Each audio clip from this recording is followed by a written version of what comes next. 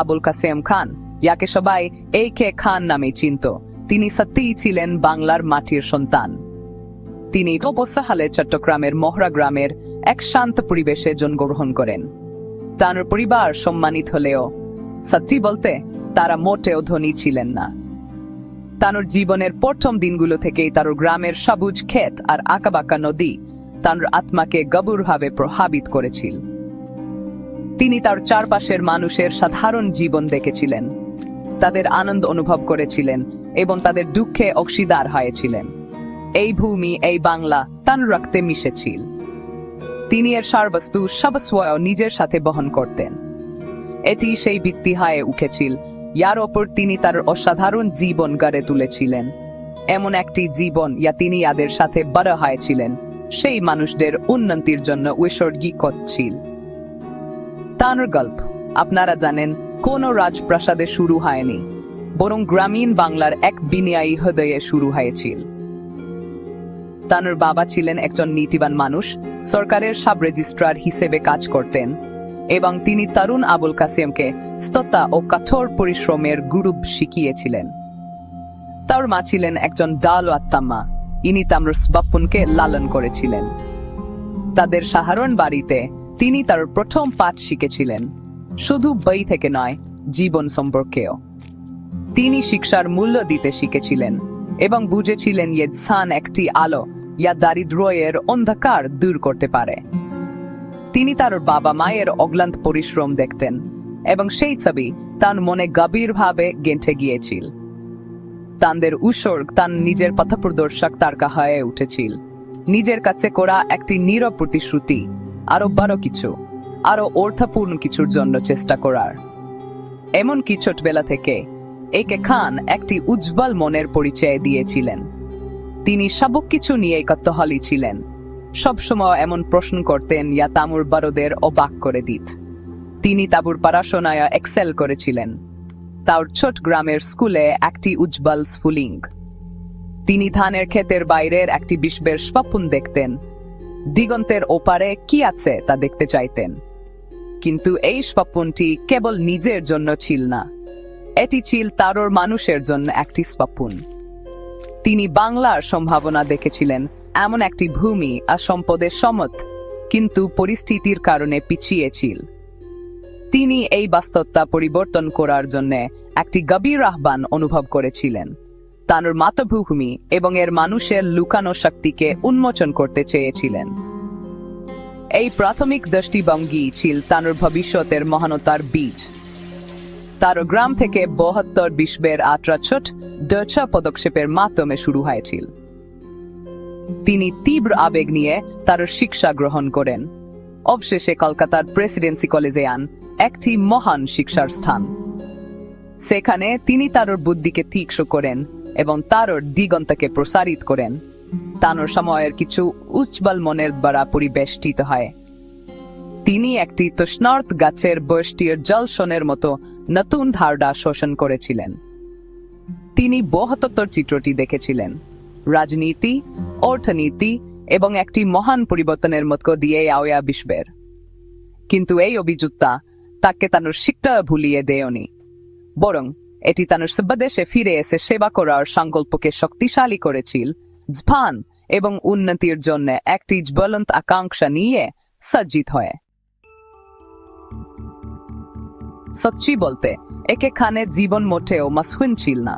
তাউন সব এমন সব সংগ্রাম দিয়ে চিহ্নিত ছিল যা একজন দুর্বল মানুষকে ভেঙে দিত। পরিবারটি সত্যিকারের আর্থিক অসুবিধার সম্মুখীন হয়েছিল। এমন সময়ও ছিল যখন দিনে দুবেলা পেট ভরে খাওয়াও একটি চলেচ ছিল। কিন্তু কষ্টের এই প্রাথমিক অভিজ্ঞতা তাকে তিক্ত করেনি, বরং তারা তার চরিত্রকে সহনশীলতার আগুনে গড়ে তুলেছিল। তিনি প্রতিটি টাকার মূল্য শিখেছিলেন এবং তিনি বুঝেছিলেন যে কিছু না থাকার অর্থ কি। দারিদ্র্য সম্পর্কে এই গভীর উপলব্ধি তার আজীবনের লক্ষ্যকে জ্বালানি জুগিয়েছিল। তিনি নিজেকে প্রতিশ্রুতি দিয়েছিলেন যে তিনি এমন একটি ভবিষ্যৎ তৈরি করার জন্য কাজ করবেন এখানে কোনো শিশুকে তার মতো একই সংগ্রামের মুখোমুখি হতে হবে না। তার বেদনা এক অর্থে তার উদ্দেশ্য হয়ে উঠেছিল। তিনি প্রতিকূলতা সত্ত্বেও তার পড়াশোনা চালিয়ে যান। একটি কেরোসিনের ক্ষীণ আলোয় পড়াশোনা করতেন। তার চোখ ক্লান্ত, কিন্তু তার আত্মা অটল। তিনি জানতেন এ শিক্ষা তার চারপাশের দারিদ্র্যের বিরুদ্ধে তার একমাত্র অস্ত্র। তার সমবয়সী ওনা ছেলেরা এখন খেলত, তিনি তখন তার বাইয়ের উপর ঝুঁকে থাকতেন। যারা তার স্বপ্ন দেখতে পারত না, তাদের কাছ থেকে তিনি উপহাস ও সন্দেহের শিকার হয়েছিলেন। কিন্তু তিনি নিন্দুকদের কথা শোনেননি। তিনি কেবল তাঁর ভেতরের কণ্ঠস্বর শুনেছিলেন। এটি তাকে বলতো এগিয়ে যেতে, লড়াই চালিয়ে যেতে। তিনি প্রতিটি পৃষ্ঠা উল্টাতেন। তা ছিল তার পরিস্থিতির বিরুদ্ধে একটি বিজয়। তিনি মানুষটি হওয়ার জন্য নির্ধারিত ছিলেন, তার আরো এক ধাপ কাছাকাছি যাওয়া। তার পড়াশোনার পর তিনি বিচার বিভাগে যোগ দেন এবং একজন বিচারক হন। এটি একটি সম্মানিত পদ ছিল, একটি নিরাপদ চাকরি, আর তাকে একটি আরামদায়ক জীবন দিতে পারত। কিন্তু তার মন এতে ছিল না। তিনি ব্যবস্থার সীমাবদ্ধতা দেখেছিলেন এবং একটি অস্থিরতা অনুভব করেছিলেন, আরও কিছু করার একটি গভীর আকাঙ্ক্ষা। তিনি কেবল আইন ব্যাখ্যা করতে চাননি, তিনি গড়তে চেয়েছিলেন। তিনি কেবল বিরোধ নিষ্পত্তি করতে চাননি, তিনি সুযোগ তৈরি করতে চেয়েছিলেন। তাঁর আত্মা একটি বৃহত্তর ক্যানভাসের জন্য আকুল ছিল। তিনি অর্থনৈতিক পরিবর্তনের অগ্রভাগে থাকতে চেয়েছিলেন, এমন শিল্প গড়ে তুলতে চেয়েছিলেন যা হাজার হাজার মানুষের জন্য কর্মসংস্থান তৈরি করবে। একটি সরকারি চাকরির নিরাপত্তা তাঁর উচ্চাকাঙ্ক্ষী আত্মার কাছে একটি খাঁচার মতো মনে হয়েছিল। বিচারকের সুরক্ষিত চাকরি ছেড়ে দেওয়ার সিদ্ধান্তটি ছিল একটি বিশাল সিদ্ধান্ত। অনিশ্চয়তার জগতে একটি বিশ্বাসের লাভ। সবাই তাঁকে এর বিরুদ্ধে পরামর্শ দিয়েছিল, এমন একটি মর্যাদাপূর্ণ পেশা ছেড়ে দেওয়ার জন্য তাকে বোকা বলেছিল। কিন্তু একে খান নিজের দৃষ্টিভঙ্গির উপর বিশ্বাস রেখেছিলেন। খাকোজাম সালে তিনি পদ ত্যাগ করেন এবং ব্যবসার অশান্ত জগতে পা রাখেন। তিনি খুব কম পুঁজি নিয়ে শুরু করেছিলেন, কিন্তু প্রচুর সাহস এবং একটি স্পষ্ট দৃষ্টিভঙ্গি নিয়ে। এটি ছিল তার সত্যিকারের শুরু। সেই মুহূর্ত এখন তিনি তার নিজের কঠিন পথ বেছে নিয়েছিলেন, সংগ্রাম ও ঝুঁকির পথ, তবে বিশাল সম্ভাবনা এবং তার জাতিকে সত্যিকারের সেবা করার সুযোগের পথ। সাহসকে তার একমাত্র প্রখত্ত পুঁজি করে একে খান বাণিজ্য জগতে প্রবেশ করেন। তিনি একটি কোম্পানি, একে খান ওয়ান্ড কোম্পানি লিমিটেড প্রতিষ্ঠা করে তাঁর যাত্রা শুরু করেন। এটি এমন এক সময়ে একটি সাহসী পদক্ষেপ ছিল, এখন ব্যবসার জগ ওনাদের দ্বারা প্রভাবিত ছিল। তিনি ছোট উদ্যোগ দিয়ে শুরু করেছিলেন, পাট এবং অন্যান্য স্থানীয় পণ্যের ব্যবসা করতেন। তিনি দিনরাত কাজ করতেন, তার মন সবসময় নতুন ধারণায়ও মগ্ন থাকত। তিনি বিশাল চ্যালেঞ্জের মুখোমুখি হয়েছিলেন। প্রতিষ্ঠিত খেলোয়াড়রা একজন নতুন প্রতিযোগীকে ঠিক স্বাগত জানায়নি। আর্থিক বাধা এবং আমলাতান্ত্রিক প্রতিবন্ধকতা ছিল, কিন্তু তার সংকল্প ছিল পাথরের মতো, কষ্টের ঢেউয়ের বিরুদ্ধে অটল। তিনি তার সাম্রাজ্য গড়ে তুলছিলেন প্রতিটি ইট কষ্টের বিনিময়ে। তিনি একজন সত্যিকারের স্বপ্নদর্শী ছিলেন। এখানে অন্যরা কিছুই দেখেনি, সেখানে তিনি সুযোগ দেখেছিলেন। তিনি বুঝেছিলেন বাংলার সমৃদ্ধির জন্য এর শিল্পায়ন প্রয়োজন। তিনি প্রথম বাঙালি মুসলিমদের মধ্যে একজন ছিলেন যারা বড় আকারের শিল্পে উদ্যোগ নিয়েছিলেন। তিনি টেক্সটাইল মিল, পাট মিল এবং শিপিং লাইন প্রতিষ্ঠা করেন। তিনি এমন কারখানা তৈরি করেছিলেন যা কর্মসংস্থান ছিল, তার হাজার হাজার দেশবাসীকে কর্মসংস্থান সরবরাহ করেছিল। তার কারখানাগুলো কেবল কাজের জায়গা ছিল না, তারা ছিল আশার প্রতীক। তারা প্রমাণ ছিল বাঙালিরা তাদের নিজস্ব অর্থনৈতিক ভাগ্যের মালিক হতে পারে। তিনি কেবল একজন ব্যবসায়ী ছিলেন না, তিনি ছিলেন একজন জাতি নির্মাতা। একটি আধুনিক শিল্পোন্নত বাংলাদেশের ভিত্তি স্থাপন করেছিলেন। তার সাফল্য কেবল তার ব্যবসায়িক দক্ষতার কারণে ছিল না, বরং সততা এবং তার মানুষের প্রতি যত্নের ভিত্তিতে গড়ে উঠেছিল। তিনি তার কর্মীদের সম্মান ও মর্যাদা দিয়েছিলেন, বিশ্বাস করতেন একটি সুখী কর্মী বাহিনী একটি উৎপাদনশীল কর্মী বাহিনী।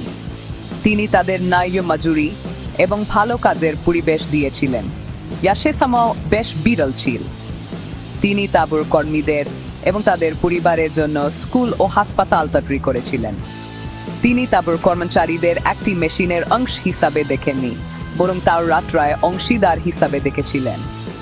এই সহানুভূতিশীল দৃষ্টিভঙ্গি তত্ত্বকে টানার জন্য কাজ করা প্রত্যেকের আনুগত্য এবং ভালোবাসা অর্জন করেছিল, এবং একজন ন্যায্য ও ন্যায়পরায়ণ নেতা হিসাবে তার খুঁজাতি অনেক দূর পর্যন্ত ছড়িয়ে পড়েছিল।